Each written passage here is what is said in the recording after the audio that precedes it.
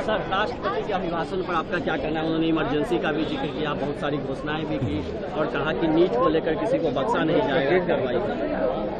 पहले तो यह है कि बीजेपी अभी भी ये समझ रही है कि वो 2019 के रिजल्ट में है। तो अभी उर्दू में कहते हैं कि अभी ख्वाब गफलत से बेदार नहीं हुए हैं।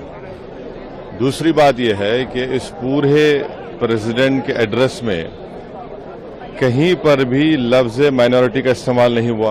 आखिर क्यों? भाई, संविधान की आप बात करते हैं तो संविधान में आर्टिकल 30 में लिखा नहीं है माइनॉरिटी, तो इतनी नफरत क्यों है? तीसरा यह है कि नौजवानों की बात हो रही है, बेरोजगारी तो उनका मुकद्दर बना कर रख दिया। सबसे ज्यादा बेरोजगार अगर कोई इस देश में है तो नौजवान हैं, उनके बारे में सिर्फ बातें हो रही हैं। चौथी बात यह है कि फॉरेन पॉलिसी के ताल्लुक से कल एंथनी ब्लिंकन कह रहे हैं कि भारत में हेट स्पीचेस का इजाफा हुआ है, भारत में माइनॉरिटीज के जो रिलीजियस प्लेसेस है उनको डेमोलिश कर दिया जा रहा है। पांचवी बात यह है कि कोई देश को राह दिखाने के लिए कि सरकार क्या करने वाली है इकोनॉमी को रिवाइव करने के लिए, कुछ जिक्र नहीं है।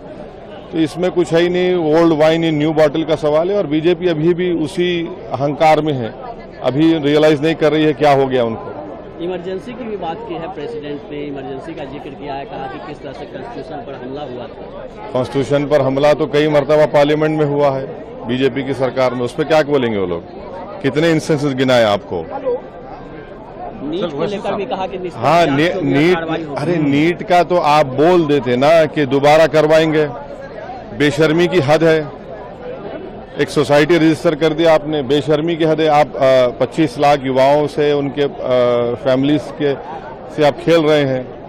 पेपर लीक हो जाता है एक दिन पहले, हर जगह लीक ही लीक हो रहा है, कहाँ की लीक नहीं हो रहा है?